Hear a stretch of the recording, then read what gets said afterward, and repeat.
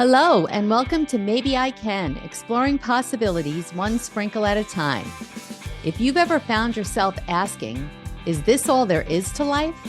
Then you're in the right place. I'm Debbie, author, speaker, entrepreneur, and coach. And every Tuesday, I'm here to share a sprinkle of hope and inspiration. Together, we'll uncover the more joy, more fulfillment, more prosperity, more fun. We'll share stories of transformation, actionable tips, and that little nudge you need to take the next step. So let's embark on this journey of discovery and say, maybe I can, to a life filled with more. Ready to find out? Let's get started. The Maybe I Can show starts now. Welcome, everyone, to the Maybe I Can podcast. I'm your host, Debbie Weiss, and I am excited today to have Kim Rahir as our guest. Let me tell you a little bit about Kim.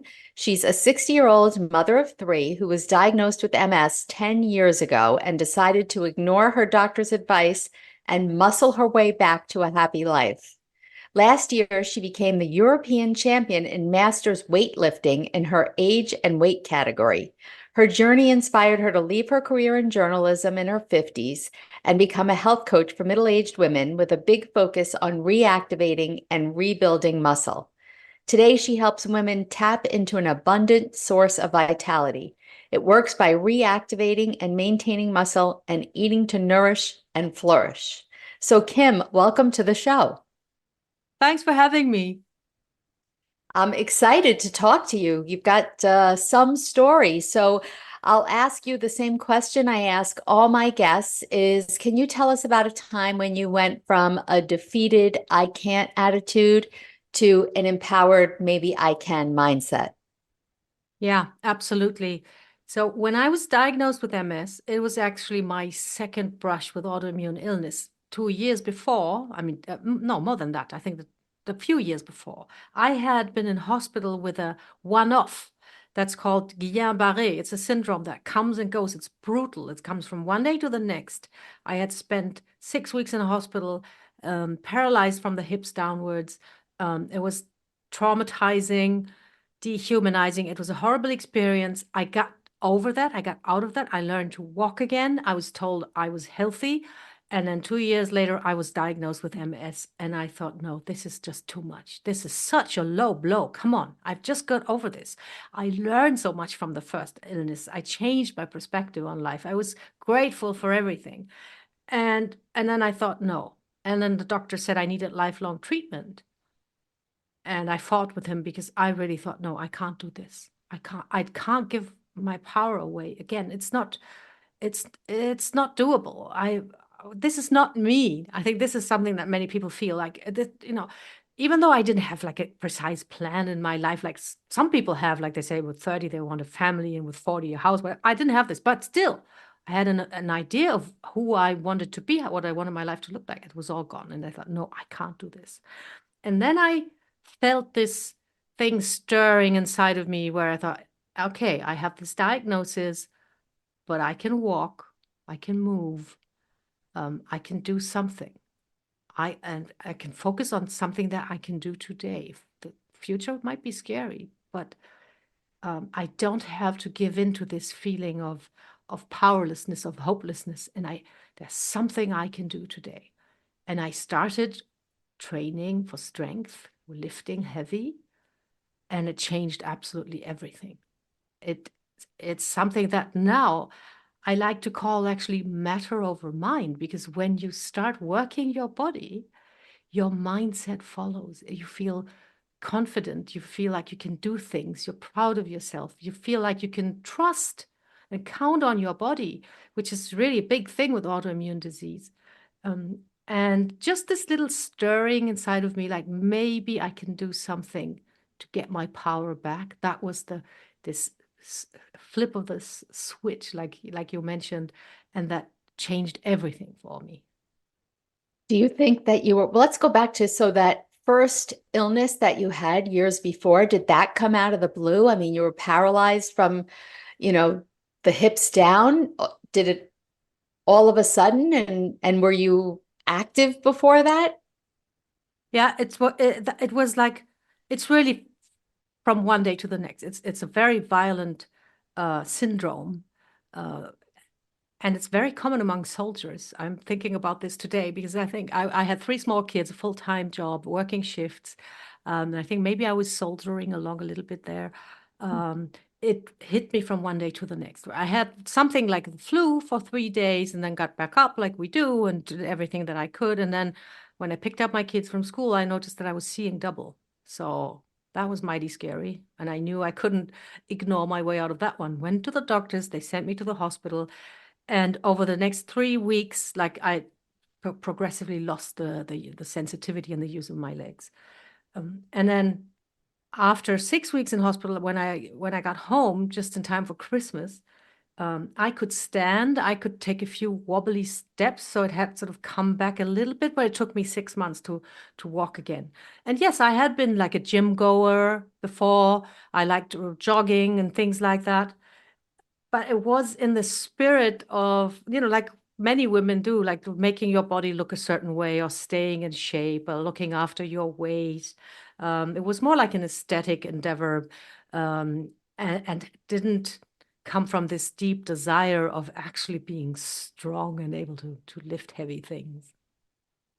Wow. I mean, I can't even imagine being hit with that. So at that time, once you kind of accepted where you were, did you also, you know, have that same mindset? You must have to be able to get yourself back to walking again and functioning again. Did you have that resiliency and that whole idea of just one small thing at a time?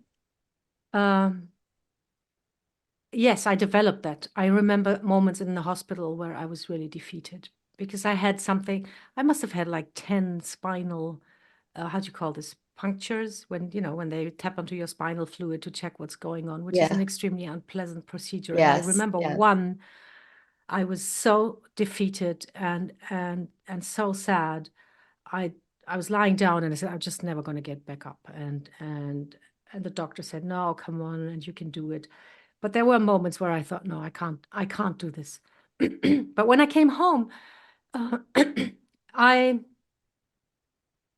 I think this was my family, my kids. I had three small kids that got me back into the present moment, back into this thing. Let's enjoy today. It's Christmas. And that was also a very important lesson for me there because it was Christmas. There was a tree, there was food, there were presents, and I hadn't done any of this. And as Yeah. women, we always think, oh, we have to do it all. And if I don't show up tomorrow, um, the world will come crashing down. And that doesn't happen. And I didn't find that um, defeating. I find that liberating to know that yes, you might not show up from one day to the next. And rationally, we all know this. But in our gut, we still think, no, we're invincible and we're going to be there tomorrow and we're going to look after everything. So I had learned that I not only there would be times when I couldn't do anything, but that also everything would be kind of okay, even if I was not taking care of everything. And being with my kids really helped me. I focused on trying to give them some sort of feeling of normalcy. Um, because when you're in a hospital bed and you can't walk and your kids visit you, that's very, very painful. Oh, yeah. And that helped me sort of focus on the present day. But because I found out that it was a one-off, I was not quite as scared of the future as I was with the MS diagnosis. That really forced me to understand that all I had was today, was this present moment. And there's no point in looking ahead because it will only scare the living daylights out of you. And you don't even know what's going to happen. That's what is the case with MS. You don't know. So that really increased the focus and this desire to do what I can do today. Mm. And so then you just started experimenting. Why did you turn right away to strength training? Does it have to do with, what happens to you when you have MS, or is it something that, like I said, you said you were always active, but was it necessarily strength training? You said jogging. What made you turn to strength training in particular? I until this day, I don't really know where that spark sort of came from. Um, but with hindsight, I'm interpreting it as me wanting, because when you just imagine this experience, you're in a hospital bed and you can't move. You feel like a thing. And you have no power at all. Not even if somebody comes into your room, what can you do? Somebody talking inside your room to somebody else, turning on the light at 7 in the morning when you just fell asleep, stuff like this, you have no power. And I think that's where this desire came from, to be like really able to count on my body, to trust my body and make sure it was very strong, and could cope with things. Why? I mean, I could have thought of other things maybe to become stronger. I don't know, but because I knew the gym, and I knew that there's also this idea of physical strength, not only aesthetic reasons to lift, but also to become strong. And I found a book also that sort of convinced me, and it was one of the first that said women should lift heavy. I think it was this desire to take my power back. And for me, that was the most obvious way, that like the simplest. And until this day, this is also why I'm shouting it from the rooftops. It's the simplest way, the easiest way to get a grip on so many things in your life, if you just train your body to be strong. Mm. And like you said earlier, it's not just your body that's affected. Right. That's the most mind-blowing thing of all. I got better when I started lifting, and I got better so spectacularly that my neurological visits, they were like 2 minutes. I walked in and I walked out because they saw how well I was doing. And I think I'm not claiming that you can cure MS with strength training, not at all, but I'm convinced that the effect this had on my mental health, the confidence that it gave me, that helped me get better, and get over this situation where you feel like things are happening to you and you don't have any say, to a mindset where you think, no, I can do this. I will do this. I will live my life the way I want to live it. And this is also something I see with my clients when we work together. Many come to me because they want to lose weight. Yes, now more and more women also want to build muscle because the message is still getting through. But the very first thing that they notice after 2 weeks sometimes of training is that they feel this energy surge and this weird confidence that they feel differently in your body, like connected.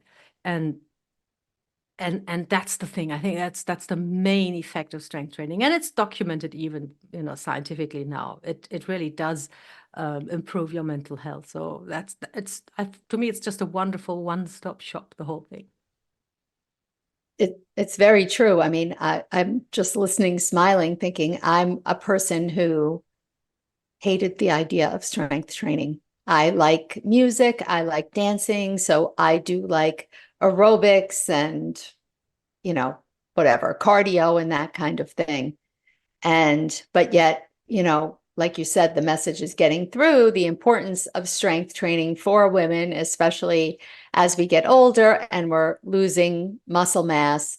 And I guess I'm coming up on 3 years now, I discovered a woman.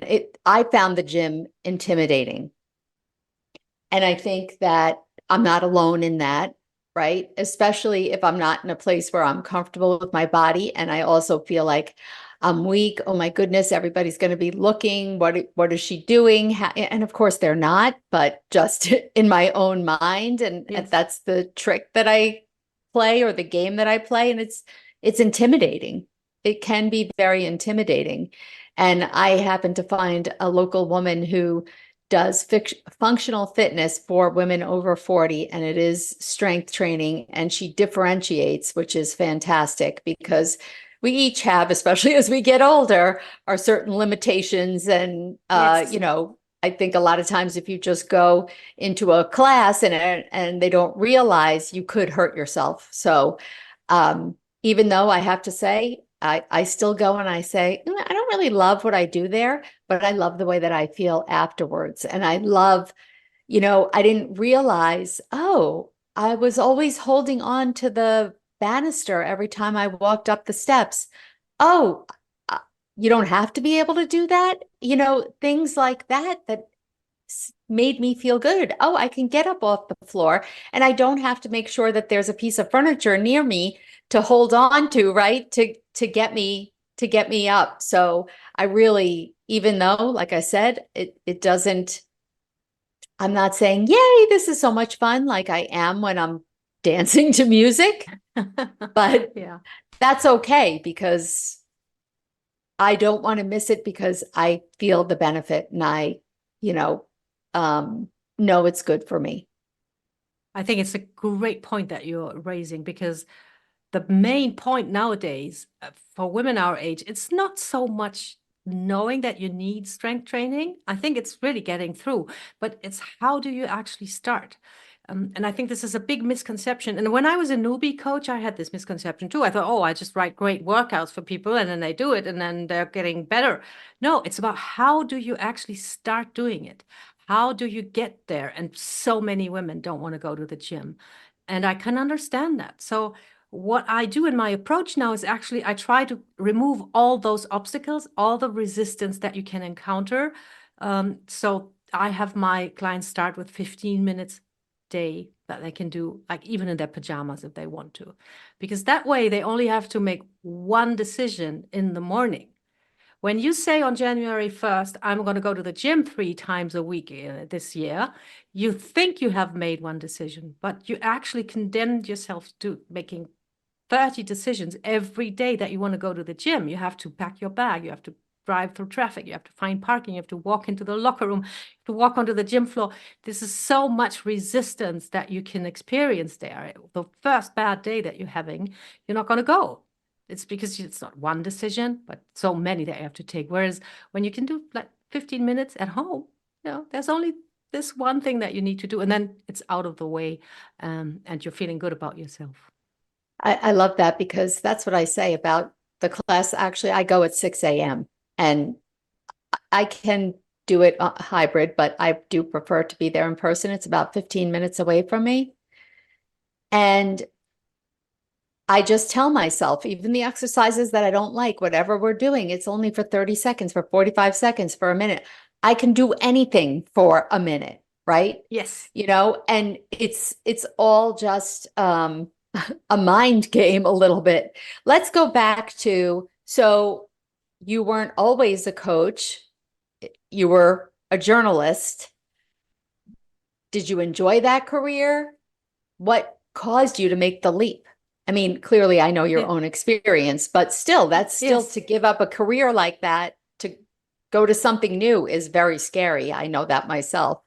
Yes, absolutely. And I'd been thinking about becoming a coach for years. And we always imagine life decisions as being some, oh, you come to a fork in the road and it's right or left, where actually you have this gray zone in your head sometimes for years before you really take the plunge. I love being a journalist because I'm a curious person. I love connecting with people. I like telling a story. We traveled the world, my husband and I, with our 3 kids. We moved every 4 years. We lived in Paris and Vienna, in Berlin and Dubai. So that was great. That was really a good experience. I was getting a little bit frustrated with journalism over the last year of my activity because information has become so much of a commodity.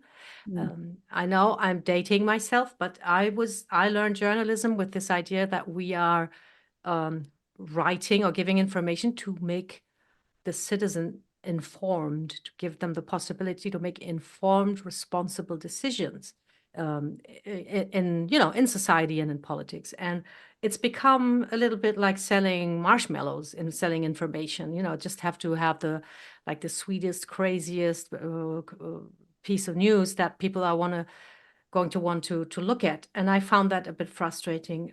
I also after 3 or 4 years of daily injection. I don't even remember because it's a while ago now. When I had been injecting myself, 4 years, 3 times a week with that treatment, and was getting better and better with my training, my neurologist here in Spain took me off my treatment and said, "You're doing so well, you don't need that anymore." And so I got my sort of second shot at life after the first experience when I learned to walk again. Now I could get off my treatment. And that was a moment where I thought, this is such a gift. and maybe I'm onto something with what I'm doing. So this thought that had been lingering of becoming a coach, then I just had to do it. I think I have to share this message. This is so simple and so powerful. And if it's helped me, and I'm getting this gift of being, free of treatment and free of relapses and everything, I need to share this. And that's when I took the plunge. And then, of course, you have to learn all the, it's a curve. It's a learning curve. You do have to. I mean, I took the certifications and the online coaching certifications and everything that you need, because I work online. But then, from you're a journalist, and from one day to the next, you're running a business. So yeah, that takes some resiliency too. Exactly. I mean, so many women, certainly in middle age, think it's too late, right? It's too late to make a change, or it's too late to try something new, or put yourself out there in this scary position. What if it doesn't work out? I mean,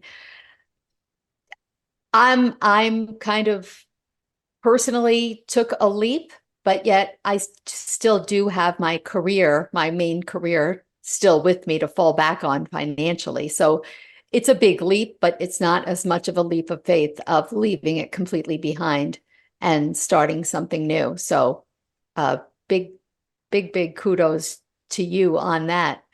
How did you get through? Have you always been just so determined and resilient? I mean, what advice? I feel like there's so many people out there who are at a low point that don't see a way out. And Yeah. like you said, you were at those low points so many times, but you yourself were able to get yourself out. What do you think that for you, or what would you tell other people how? And I think about this a lot because is it something that's just intrinsic in each person? Do you know what I'm saying? Are we all Yes. just born with this resilience and you can't teach it to somebody else? I don't know. Yeah. What do you think? It's my favorite subject, because I'm Oh, convinced that most of those things, resilience and even weight control, even consistency and going to the gym, I think they're all skills. I don't think that we come with a character that is flawed or in a certain way where we just cannot do something. I think we can all learn skills. Thing is that our world has changed so much that those are like new skills that we have to learn. And they, especially like you're in midlife now, so you were born in the last century, you were not really brought up with those skills, because at the time they weren't needed. You didn't need to fight off the onslaught of food opportunity all day long. All these things that have changed. And even resilience is something where, to me, it's building a safety net. You have to have points of, like in a net, the knots that are in there that will sort of catch you. You need various of those. An example, and I hear this all the time. It's not something it's not a one-off. I hear so many times women tell me, I was in super shape a few years ago. I was working with a personal trainer. I felt fantastic. And then she moved town and it all fell apart for me. So if you have just this one point in your safety net, that's just one person, this one thing. When that falls away, you will fall through. But if you have various points, if you have people supporting you, if you have various gym buddies or other things, your family, certain habits or clubs or communities, you need to build as many support points as you can. So when one of those breaks away, you still have something to catch you. And I think, building that safety net is a skill too. But I think it's a liberating thought. There's nothing wrong with you. You don't have a flawed character or a weak personality. It's just a skill that anybody can learn. And I think that should give hope, because a skill, that's not a big deal. You can get it. You can do it. exactly. I couldn't agree more. I feel like when I realized, which I was in my 50s, early 50s, I have control. Nothing else has power over me. I make the decision. Every decision I make, right, is a vote for who I want to be. And we make a million decisions in a day, thousands at least. And it's up to me. And it is liberating because then you're not pointing fingers and blaming everything and everyone else. You're not blaming, I can't do it because I have this diagnosis. No, it's up to me. And I'm going to do whatever I can and not get too ahead of yourself. I think so many times we're thinking, oh my goodness, look how far away that is, that goal, that ideal, whatever Yes. it is in your mind, then it feels hopeless. But Yes. just looking at the present day or the present decision in front of you, they start to add up. They really Yes. do start to add up. And I think I was actually journaling this morning, not about working out, but something else, and thinking, putting myself back in that mindset, just like you're talking about that minute when you're down and out and you don't see a way out. And it was just that one little thing, that one first step, right? That really did set the ball in motion. But that's up to you because you have the power to either keep that train moving forward, right? Or Yes. stop right there. Absolutely. Yeah. Oh my goodness. It's quite empowering. So in the few minutes that we have left, why don't you share with the audience? Tell us about your program and your 15. Now I didn't write it down. What's with the 15? Tell me about the It's 15. I got the it's 15 minutes a day for exercise, but tell yes. us. It's called Fabulous in 15, and it's an That's it. approach where we start as small as possible and we create momentum from there, because the one thing that we need is get a foot in the door. There's no point in, exactly as you said, these big plans, they are just scary, and at the first sort of obstacles, first enemy contact, they fall apart. So I assess you, I find out what exactly you can do physically, because that's important in midlife. You don't, just like you said, want any other workout that works perfectly for 20-year-olds could hurt you, get you injured, or discourage you. So I assess you, I design a program just for you, 15 minutes a day. And then we do the same with nutrition. We make it small habits. There's no forbidden foods. We think, how can I fuel my body for daily performance that I have to give, my duties, my family, my workouts? What's the best fuel for me? And that's all we do. And then there's a lot of support, because many midlife women feel quite alone in their journey. And it works like a charm because it's doable. And I think the best workout is always the one that you do. Exactly. Exactly. That is a very good point, because how many of them are so great, but yeah, we do it once or twice and then we give up. And 15 minutes is doable. 15 minutes is worth your health, your life, your future. If you think Absolutely. about it, I think in those terms, instead of focusing on, oh, this is hard, oh, this hurts, because I think now when I walk away and I have those little, like, sore muscles, it makes me feel good. Yeah, it's sore and I don't like that, but at least I know I'm working, I'm doing something. It's happening, you Yes. know? And so, Kim, where can everyone find out more about your program and get in touch with you? What is the best place for that?